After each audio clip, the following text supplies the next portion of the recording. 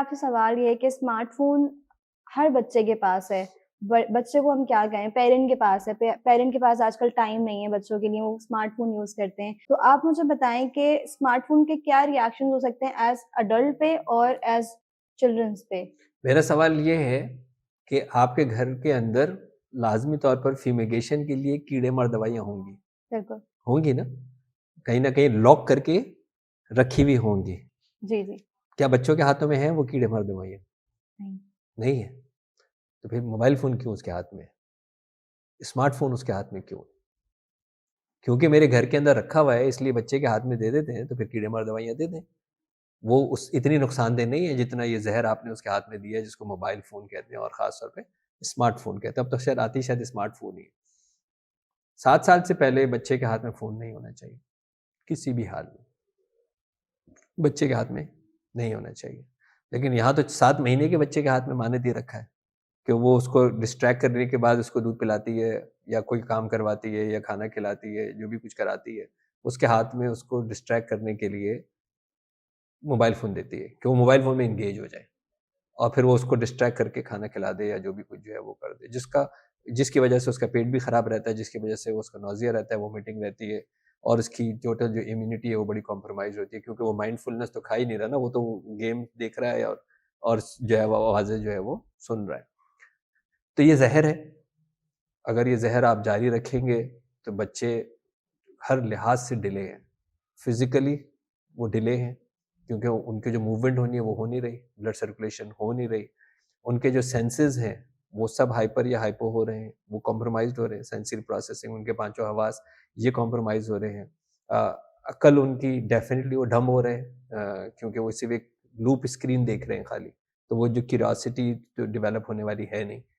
इसके अलावा इमोशनली उनको जो है वो नहीं पता कि कैसे इज़हार करना है। सोशल तो anti social mobile phone is anti social because you are not communicating with another person. Other people.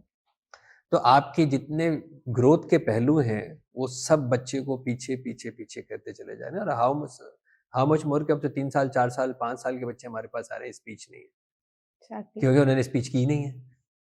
जब उन्होंने किसी से बात ही नहीं की है, वो मोबाइल फ़ोन जो देख रहे हैं, वो तो वन वे है।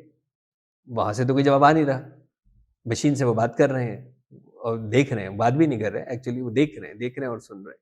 तो जो लोग ये समझ रहे हैं कि जी मोबाइल फ़ोन अच्छा मुझे जो सबसे ज़्यादा तब चढ़ती है ना, जब वो ये कहती है ना कि मेरा बच्चा तो मोबाइल फ़ोन के बगैर कोई काम करता ही नहीं है, क्योंकि मैंने आज तक ऐसी कोई बच्चा नहीं देखा जिसने पैदा होते ही मोबाइल फ़ोन माँगा।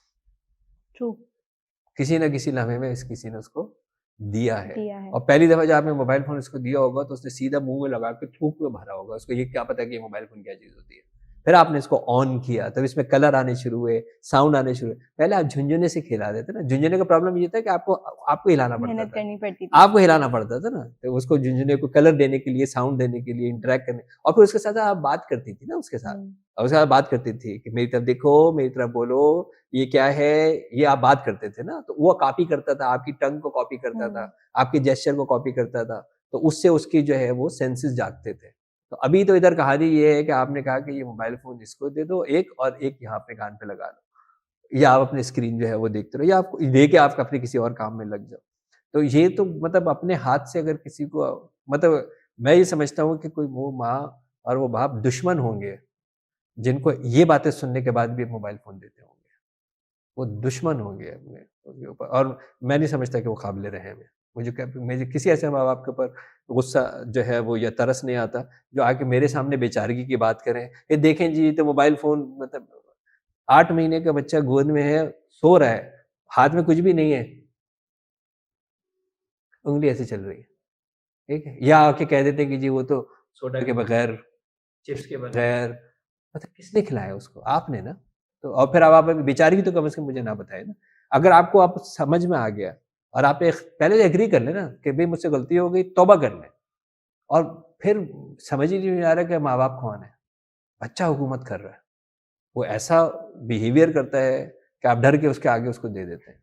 ऐसा ही है ना? तो आपने अपना इख्तियार खुद बच्चों के हाथ में दे दिया और फिर हमारे पास यहाँ रोते-गाते हुए आ रहे हैं कि जी देखें बच्चा ऐसा कुछ कर रहा है। जो आपने किया वो कर रहा है।